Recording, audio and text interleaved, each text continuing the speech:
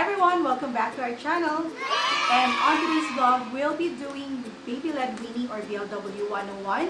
Ano nga ba yung approach na to and how would this benefit yung babies natin as well as the parents. But before anything else, if you're new to our channel, please don't forget to click the subscribe and the bell button below so that you'll get notified every time that we upload new vlogs.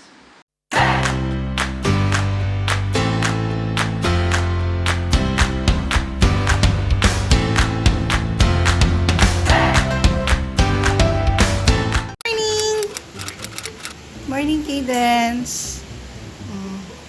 Grabe, nilagpasan niya yung broccoli. Hawak niya na kanina eh. Biglang nilagpasan. Hi, Cadence. Morning po. You're having your lunch? Kaso kadedede niya lang eh. So, tip. Dapat mga at least 1 hour yung last na milk niya bago mag-eat ng solids or else walang masyadong gana. Hi, love.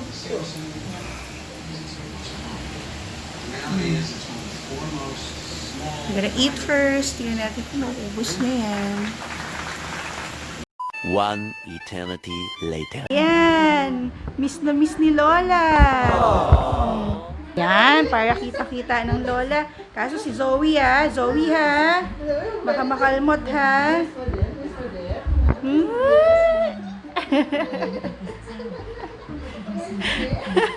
Para, ano nangyayari? So, si Cadence magpapakitang gilas kay Lola. Right, love? What are you eating? Baby, Cadence. Hinahabol si Lola, oh. Sweet potato and carrots.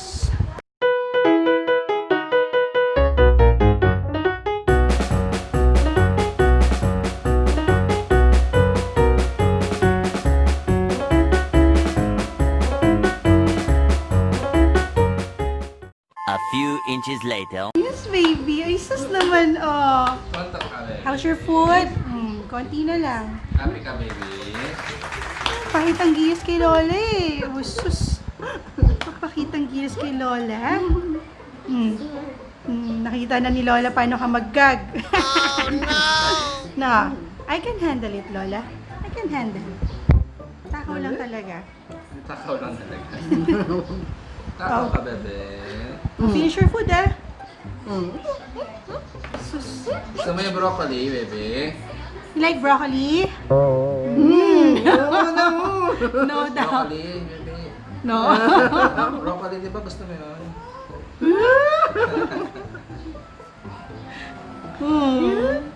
Yes, Daddy. Yes po. Yes Ang ganda-ganda talaga. May bangiti-ngiti na yan. Bigyan natin siya ng pear. At kumakain pa rin siya. Cadence. Wala kang kabusugan, baby. Ay, malamig yan, no. Walang kabusugan ng Cadence. Dessert naman daw. A few moments later. Hi guys! So on today's vlog, we'll be doing a very quick overview about BLW or the Baby-Led Weaning. So, si Baby Cadence kasi, she's already 7th month. And actually, 4 days bago siya mag 6 months, we started introducing her to solid. I can say na it's a good decision that we really push through with the BLW approach kasi sobrang laking benefit kay Baby Cadence as well as to parents. So, yun yung i-discuss natin ngayon, yun yung i-share namin ngayon. But just an FYI, I'm no expert of this. I'm not a professional. Everything that I'll be sharing with you guys is based on our experience and at the same time dun sa mga na-research namin. I just want to give an idea, most especially sa mga parents kasi naka-receive ako ng mga messages every time that I'm posting stories sa Facebook namin and sa IG na ang galing naman ni Cadence kasi kumakain talaga siya niyan, paano niya nagawa yan, buti pa kayo ganyan, paano ba ito gagawin with my babies. So nakaka-receive kami ng mga ganong comments. And I feel na some parents would really want to do the BLW. It's just that there's some kind of hesitant kung paano mag-start and probably may mga fear. So that's the reason why we've decided to share and do this vlog for you guys. So what is BLW or Baby-Led Weaning? So BLW is a feeding approach wherein you're going to skip your race and just go directly to introducing solid food. Actually, nag-start yung term na to sa UK way back na ang ibig sabihin naman talaga is introduce solid food and add complementary food. Whereas sa US kasi kapag sinabi mong weaning, mag-wean sa breast milk or sa breastfeeding. So, hindi po ganun yung ibig sabihin ng weaning sa BLW. Again, you just need to add complementary food or solid food na hindi naka-puree, but there's no need to stop breastfeeding. Yes po, si Cadence, nag-breastfeed pa rin po kami up to now. And at the same time, kumakain na po siya ng solid food. So, we are doing complementary feeding. With BLW, one of the reasons why we have really decided to push through with this approach is because this promotes responsive feeding, this practice responsive feeding. Ako kasi, nung bago pa mag-start ng solid si baby, iniisip ko talaga na sana, ayoko talaga siyang piliting kumain. Ayoko na pumunta kami doon sa stage na naghahabulan kami. As of now, hindi talaga ako nagre-regret na yun yung napili namin approach. Kasi hindi namin talaga kailangan piliting kumain si baby. And there's a respect doon sa time ni baby kumain because baby knows when to stop eating kapag ayaw na talaga nila or busog na sila. Now, is spoon feeding necessary when you do feeding, when you feed your baby? Based on the research that I did na rin, it's not really necessary because babies have this instinct wherein they want to explore things and to know about things through their hands and their mouth. Diba, napapansin natin yung mga babies natin, lahat ng madampot nila, nilalagay nila sa bibig nila. So, there's really no need to spoon feed your baby. Yung kayo mismo yung mag-spoon feed sa kanila. And yun yung ginagawa namin, hindi namin siya ini-spoon feed.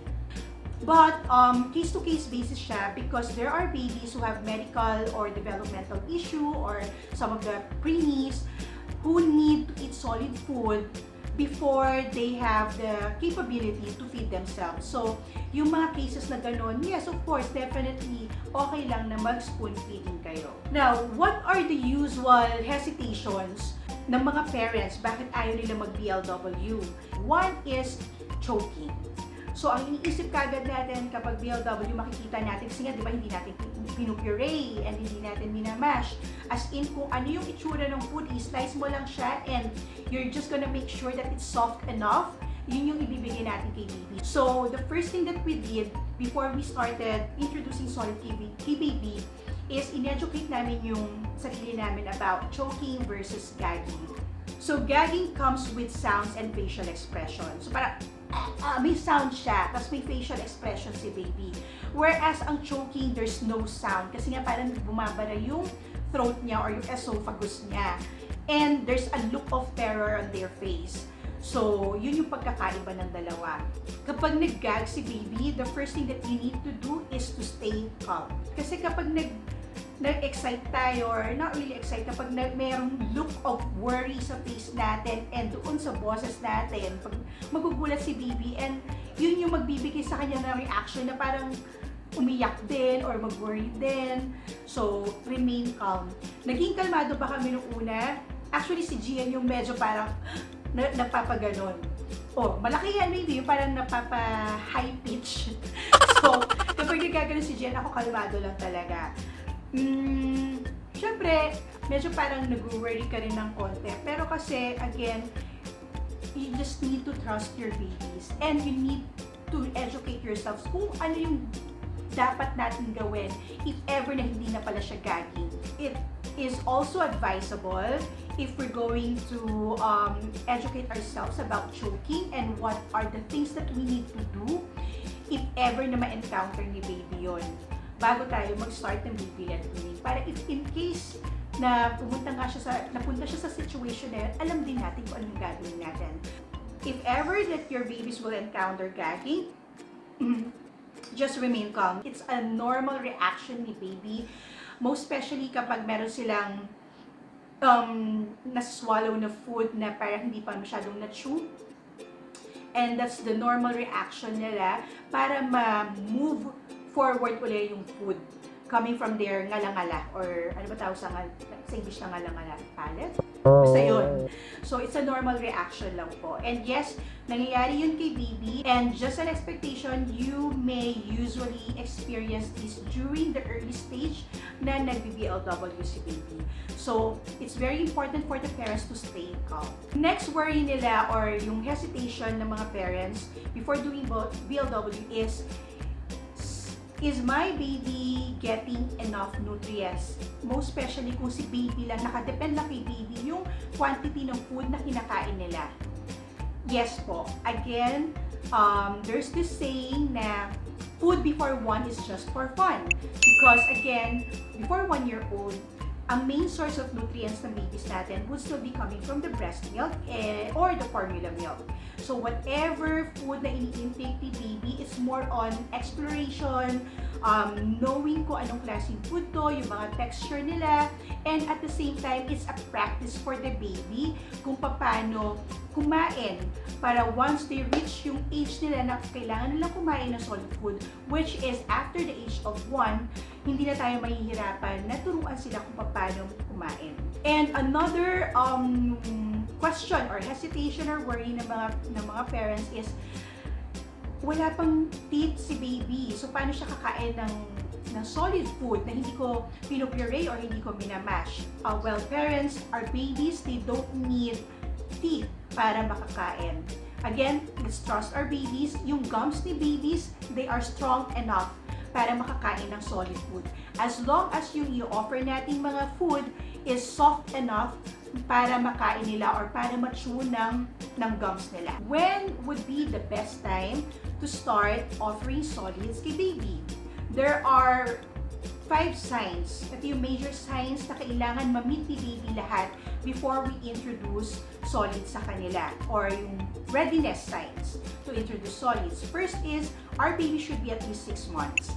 Some says na as early as 4 months pwede na mag-introduce kay baby, but most of the health organizations and even the pediatricians, they really suggest to wait until 6 months para at least kahit pa paano ready na yung digestive system ni baby.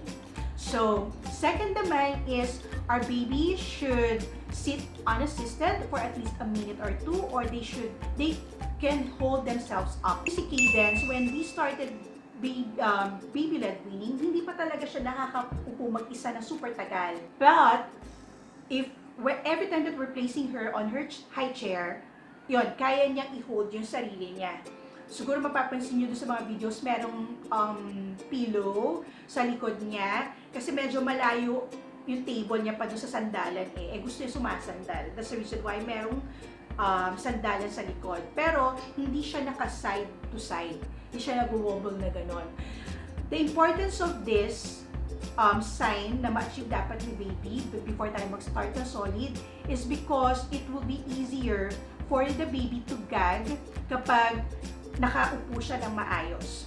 Imagine niyo kapag nakaside si baby tapos magagag siya, hindi niya magagag ng maayos yung food. So it's very important na si baby can sit unassisted for at least a minute or 2. Third sign is they should have lost their tongue thrust reflex. Ano yung tongue thrust reflex? Yung parang pag nilagyan mo ng food dito or yung finger mo, yung lip ni baby is bigla silang didila. Yung mag-stick yung tongue nila out, yun yung kailangang mawala kay baby. Because kapag meron pa siya nun and you started giving solid, lahat ng ibibigay niyo kay baby or lahat ng ilalagay niya sa bibig niya, lalabas na lang kagad, hindi niya man lang mai-chew. So there. Next sign would be is dapat our babies can pick things up and put in their mouth. So far naman kasi bago mag 6 months si Cadence, lahat ng madadampot niya talaga nilalagay niya sa bibig niya. So, wala kaming problema dun sa sign na yun. And last sign would be is they should show genuine interest sa food. Yung parang bang kapag kumakain kayo ng hubby is si baby nakatingin lang talaga sa inyo, very observant and very curious on what you're eating, and at the same time, para siyang nagme-make ng movement sa lip niya or sa mouth niya para kumakain na gano'n. So there should be a sign na interesado talaga sila sa food. What if there's this one sign na hindi na-meet ni baby dito sa 5 5 signs na to. Don't get pressured, mommies and daddies, kasi okay lang yan, iba't iba naman yung development ni baby. Ang importante is ma-meet niya talaga lahat ng signs na to to avoid din yung choking, to avoid yung magka-problema habang i-introduce nyo yung solid or you're doing this BLW approach. Again, let's go back to that fact that the main source of nutrients pa rin ni baby before the age of 1 is through breast milk or formula milk. What do I need to do when I start doing this BLW? First is, of course, you need to start once a day or 1 meal at a time per day and then increase it gradually. So yun yung ginawa namin probably during the first 1 week and a half ni baby. Lagi isang meal lang kami. Nung nakita namin na meron na talaga siyang interest sa pagkain, yun, in-increase na namin siya ng 2 meals a day. Then ngayon, nagta-3 meals a day na siya. That already includes the snack. Yung snack niya usually bread, yung ginagawa namin bread or cookie or fruit. Then, you need to make sure that our baby is always on a seated position. They should not be eating while slouching or while laying down. No po yun. Again, of course, if ever na kailangan mag-gag ni baby, it will be easier and they will gag correctly if they're on seated position. Then, most importantly, there should be no on-the-go or absent-minded eating. Ano yun? Yun nga yung movement. Kayo on-the-go na kumakain si baby or at the same time, absent-minded eating kapag kumakain si baby while watching TV. So there's this tendency na ang focus ni baby is not through eating, pero ang focus niya yung sa pinapanood niya. That's the reason why every time that we eat, kung dati, nung dalawa pa lang kami ni Gian, okay lang na nanonood kami ng TV while eating. Ngayon, kapag kumakain kami, as in no eating talaga. Most especially during lunch. Kasi yun yung medyo heavy meal ni baby eh. Kailangan makapag-focus ni baby doon sa kinakain niya. Of course, again, this is the best time para ma-explore ni baby and for her to practice yung pagkain. Para pag nag-1-year-old na siya, alam niya na paano kumain. So, dapat wala talagang distractions at all. Now, what are the types of food that I can serve to my baby? Anything. Kapag nag-BLW ka, whatever the parents eat, the baby eats. Of course, less the sugar, salt, or the other ingredients or seasoning na hindi pa pwede sa baby. So, kami usually, ang kinakain ni baby lahat, puro steamed veggies, fruits, yung ibang fruit na medyo matigas-tigas pa, like apple or pear, yun, i-steam din namin siya, or yung homemade bread namin, or homemade cake namin, na walang salt or sugar. You just need to make sure yung mga siniserve natin kay baby is soft enough. If you can squish it with 2 of your fingers, with two fingers, na parang ganyan, tapos kapag in-squish mo siyang ganun, malambot siya, then that's soft enough para makain ni baby. Kayo, if you're doing strict BLW, I think hindi nila nire-recommend talaga to. Pero ito yung recommended sa amin ng pediatrician namin. And at the same time, ito na rin talaga yung napag-decide na namin na gawin. That is to introduce 1 new food at a time kay baby for at least 2 to 3 days. Why? Because it will be easier for parents to track kung merong allergic reaction si baby. Alam niya na kung ano yung last na kinain ni baby, bakit siya nagkaroon ng allergy na ganito. Most especially if meron kayong history sa family niyo ng allergy. Yun yung ginawa namin kay baby. But what we did was, sabihin natin good for 2 days, yung first 2 days niya, we offered carrots and wala siyang allergic reaction doon. On the 3rd and 4th day, we offered banana. So, wala siyang allergic reaction doon. On the 5th day, in-offer namin siya parehas, yung banana and carrots, kasi wala naman siyang allergic reaction. Para meron na siyang options kung ano yung kakainin niya, and at the same time, it's a combination of fruit and vegetable din. So far, wala siyang allergic reaction, si Cadence. Nagkaroon siya ng reaction, I cannot say that it's really allergy, when we serve her eggs. So yes, I know it's one of the allergen food, and way back, ang sinasabi talaga nila, ang nire-recommend nila is not to introduce allergen food kasama na yung eggs, not until the age of 1. But as per research, dapat as early as before 1-year-old, ini-introduce na natin itong mga allergen food kay baby. Most especially kung wala naman kayong history ng ng allergy sa family nyo, in which in our case wala naman. And merong studies talaga na nagpapakita na the more that we introduce it earlier, the more, what do you call this? The more on the side na hindi sila magkakaroon ng allergic reaction. It just so happen, yung organic egg na inintroduce namin kay baby, tinanggal na namin yung white, what do you call that, the white part. Kasi yun yung may high allergy content. So, yolk lang talaga. Nagkaroon siya ng medyo pula-pula dito. It's not, I don't think it's really an allergy kasi sobrang mild lang naman niya. Pero nagpula-pula. Kasi ganun niya eh. Other parts of the body, wala naman. So, I don't think really na allergy yun.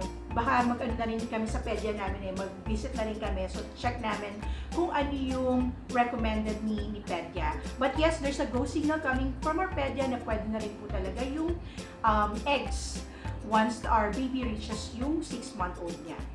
Next that we should not be serving to our baby is yung food which are highly processed or merong high content ng sugar and salt. Of course, kahit naman sa ating mga adults, di ba, as much as possible, dapat konti lang yung salt and sugar, and as much as possible, dapat hindi mga processed food, more so sa mga babies natin. That's the reason why every time na gagawa kami ng mga homemade bread and cookies namin, wala talaga siyang salt at all, wala rin talaga siyang sugar at all. Yung sweetness nung mga bread or cookies, nanggagaling siya doon sa ingredients nung cake or nung cookies or bread. Like for example, banana or orange or sweet potato, merong mga natural sweetness naman yung mga yun eh. Eto, this one is very important. No honey and cow's milk before the age of 1. So, ito talaga yung isa sa mga nakita kong very important na alam natin bago tayo mag-introduce ng solid food kay baby, not only through baby-led weaning, even traditional weaning, because honey contains these spores. Yan, lalagay ko lang yung name dito.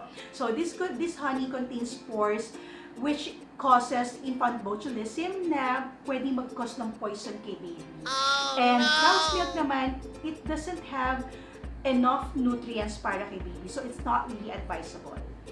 Now, what would be the expectation when you do BLW? Early stage of babies or before 1, lagi yan puro exploration. So again, food before 1 is just for fun. So more on exploration, so expect na mas maraming tapon kesa sa kain, and expect that it will be messy, as in super messy. In our case, nakakatuwa si Cadence kasi siguro after 2 weeks of doing BLW, hindi talaga ganun karami yung tapon. And talaga kumakain siya, and talaga nagchuchu siya. Kahit na wala siyang teeth, yes, nagchuchu siya bago niya lununin. So, mas marami yung kain sa kanya kesa sa tapon. Then also, you can expect that it will run as short as 15 minutes, as long as 30 minutes, 45 minutes, or even 1 hour. It depends on the appetite of our babies. Cadence kasi, high yung appetite niya, lalo na kapag gusto niya talagang kumain. And kasama na yung mga, ang tawag doon, yung mga break time niya, yung parang papahinga muna siya ng sandali, alam mo tapos na, pero may konti pa natitira sa plate niya, tapos kakain na naman siya. So yun, what good about this BLW kasi, and one of the things that you can expect is, you can eat. Parents can eat, kasi nga hindi mo siya ini-spoon feed. You're giving this respect and you're giving this independence kay baby na kumain mag-isa. But at the same time, of course, tinitignan mo si baby because your supervision is still very important when you do BLW. So, that's the reason why nag-run din siya ng 1 hour kasi nakakapag-usap kami ni Gia, nakapagkwentuhan kami with baby, nakikita namin yung reaction niya habang kumakain, how curious she is, how excited she is. So, yun yung mga reaction niya sa food. So, ang sarap ng mag-BLW kasi nakikita mo yung development or yung reactions ni baby sa mga kinakain nyo, and you have this quality time talaga na relax lang kayo, kumakain lang kayo. What are the tips na pwede natin gawin kapag nag-introduce tayo or nag-practice tayo ng BLW? So first tip is finger-sized food. So finger size, dapat ka-size lang siya ng finger, it's enough para mahawakan siya ni baby na meron siyang, pag hinawakan yung ganyan, merong nakalitaw talaga. Because si Cadence, based on our experience, nagiging annoyed siya kapag wala siyang makain. Lalo na yung hindi pa siya marunong gumanon dati, as in ganito lang siya. So, dapat may nakalawit talagang ganyan. And it would be helpful para kay baby kapag meron siyang crinkly texture. So, gumagamit kami ng crinkler cutter. Buti lang may nakita kami because before dati minamano-mano ni Daddy Gian talaga na parang i-crinkler cut siya. It will be easier for baby to grasp and hold the food, most especially yung mga madudulas na food like sayote, papaya, basta yung mga madudulas na food. So, it will be better kung meron siyang crinkly texture. And third tip is limit the pieces or the choices of food sa plate ni baby para hindi siya ma-overwhelm. Ang ginagawa ko before, 2 kinds of food lang talaga at a time. Ngayon lang ako nag-increase na 3 na. So, 2 kind of vegetables, tapos may fruit. Reason why nag-increase kami doon sa choices kasi kinakain naman niya lahat. Pero before, yung early stage niya, since may tendency na parang mamili siya and all, kasi nga bago pa lang sa kanya, usually yung mga nasanay na siya, like carrots, kakainin niya, kasi hindi niya kakainin yung potatoes, something like that. Pero nung nasanay na siya, nakainin yung potatoes din, so yung pinagsasabay na talaga namin siya. So 2 to 3, limit the choices kapag nag-o-offer kayo ng food kay baby. Third tip is self-feed. Hayaan nyo lang si baby na kumain. Even if dumating kayo doon sa point na parang gusto nyo nang kayo yung magsubo kay baby, i-controlin nyo, i-stop nyo yung sarili nyo. Kasi our babies know kung kailan sila magte-take pa ng food or kung kailan sila mag-stop. Let's trust our babies and let's just give that respect and that independence kay baby. And last tip would be, don't forget to offer water during meals. Yes, it's safe po as long as purified or distilled yung water nyo. I think hindi nila nire-recommend ang mineral water. So kami, ang ginagamit namin is yung distilled water, Wilkins. Ako talaga nag-mention pa talaga ako ng brand. It's not sponsored po, pero yun kasi yung usual na recommended ng mga pediatricians. There you have it, guys. So that's our quick BLW 101 or Baby-Led Weaning Overview. Probably on our next vlogs, we can share kung ano yung mga feeding essentials na ginagamit namin for BLW or probably on how we prepare food. So probably we can share that on our next vlogs. But I hope somehow you were able to get some ideas or probably baka sana na-answer yung mga questions in your mind or yung hesitations nyo. Paano ba ako mag-start ng solid food? Am I going to get or do the baby-led weaning approach? I hope somehow you were able to get some ideas through this vlog. And sana makatulong siya. Ako, so far kami ni Gian, sobrang natutuwa kami that we have really decided to push through with the BLW. And we're hoping talaga na once ma-reach ni Cadence, yung 1-year-old niya, yung 1-year-old of stage niya, wherein she really needs to take solid, hindi na talaga kami mahihirapan magpakain sa kanya. And yes, FYI, hindi po siya namimili ng food so far. Even ampalaya and okra, kinakain niya po. Daig pa po si Daddy.